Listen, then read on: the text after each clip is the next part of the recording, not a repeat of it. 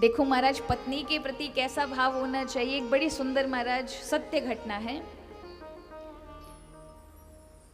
तेलंगाना के एक विद्वान पंडित थे जिनका नाम था जगन्नाथ, पंडित जगन्नाथ। बहुत विद्वान, उनके समान कोई विद्वान नहीं।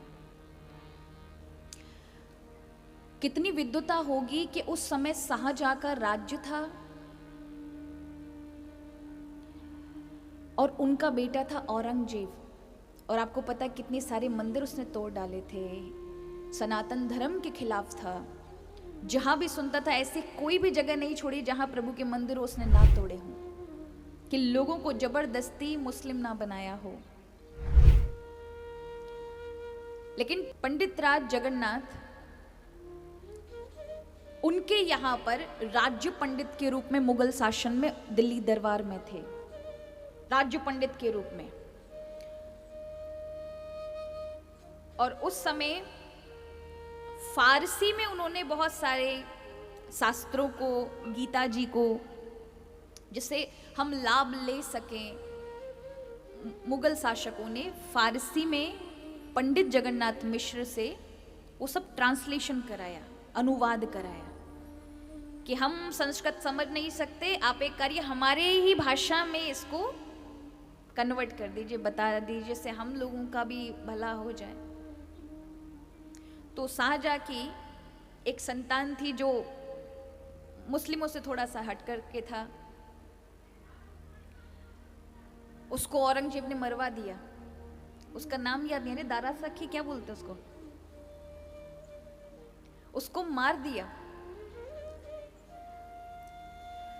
तो यहां पंडित राज जगन्नाथ जी जब राज्य पंडित थे, उसी समय औरंगजेब की छोटी बहन के साथ, जिसका नाम लवंगी था, उसके साथ विवाह कर दिया पंडित राज जी का।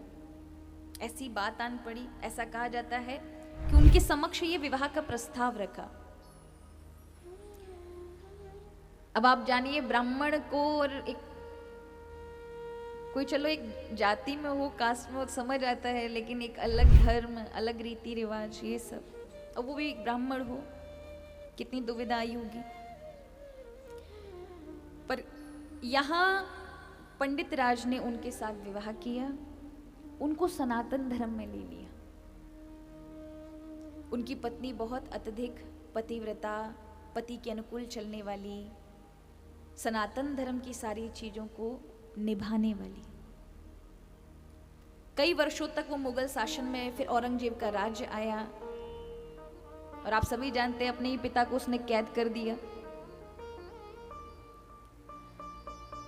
तो जब देखा कि इस प्रकार से हिंदुओं की हत्या हो रही है, लोगों को धर्म परिवर्तन कराया जा रहा है, मंदिर तोड़े जा रहे हैं, उस समय जगन्नाथ अपनी पत्नी को लेकर के मथुरा आ गए। जगह जगह बनवासी वाला जीवन काटने लगे। अंत में उन्होंने सोचा, हमने अपना जीवन हमेशा से काशी में बिताया है, क्योंकि वो पैदा तेलंगाना में हुए लेकिन फिर रहे काशी में। तो उन्होंने कहा, जीवन के अंतिम क्षणों में बहुत राज सुख देख लिया, क्या तुम मेरे साथ काशी चलोगी? हम गंगा जी की सेवा करेंगे और अपना अंतिम जीवन मां गंगा के चरणों में काटेंगे, भगवान भोलेनाथ के चरणों में काटेंगे। पत्नी ने कहा, जैसा तुम्हें ठीक लगे।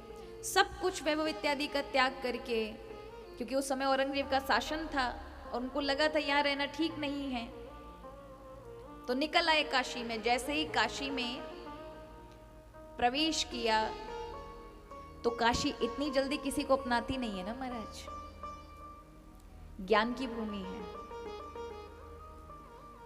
काशी के विद्वान ब्राह्मणों ने पंडित जगन्नाथ का परित्याग कर दिया। उन्होंने कहा, आप अपवित्र हो, आपने ऐसी स्त्री से विवाह किया है जो हमारे धर्म की नहीं है, इसलिए आप काशी में प्रवेश नहीं कर सकते। पंडित जी ने अपनी खूब रचनाएं की, शायद लोगों का मन बदले, ये मन की मानसिकता को बदले। भले ही हमने अलग धर्म में किया, लेकिन तो वो तो अब हमारे धर्म की बन चुकी है। किंतु कोई मानने को तैयार नहीं, किसी ने स्वीकार नहीं किया। किसी ने अंदर नहीं आने दिया, उनको अपमानित किया। आखिरकार उनका हृदय इतना टूट गया कि हम जिस काशी में नहीं आ सकते, यहाँ के लोग हमें स्वीकार नहीं कर सकते, क्या भगवती गंगा भी हमसे भेद करेगी? उनकी पत्नी ने कहा, स्वामी देखो, मेरे होने के कारण यहाँ पर तुमसे सब दुर्भाव रख रहे हैं, इसलिए मुझे छोड़ दीजिए आप।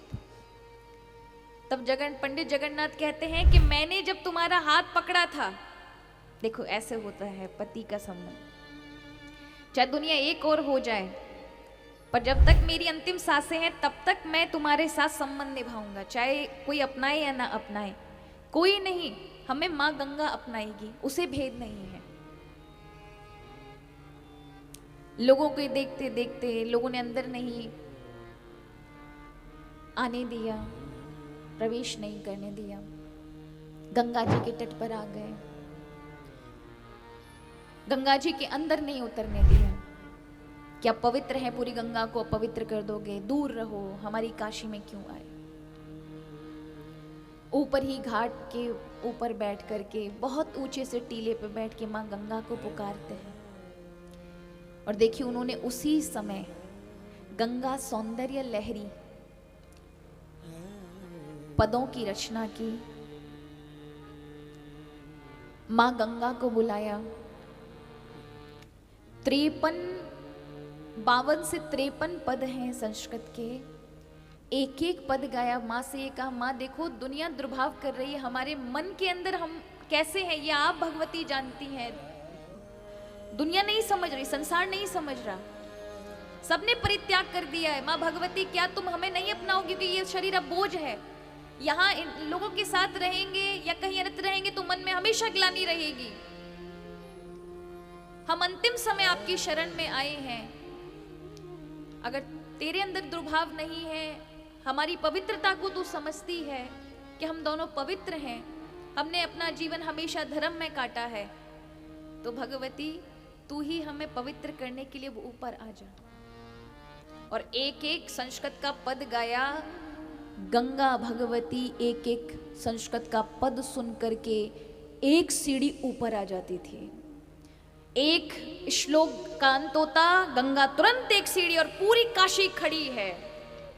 गंगा धीरे धीरे धीरे धीरे चली आ रही है, एक सीढ़ी, 2 सीढ़ी, 3 सीढ़ी, 4 सीढ़ी, और जैसे ही जगन्नाथ मिश्र अपनी पत्नी के साथ गंगा सौंदर्य लहरी का अंतिम पद गाते हैं, माँ गंगा आई, दोनों को ही बहा कर ले गई।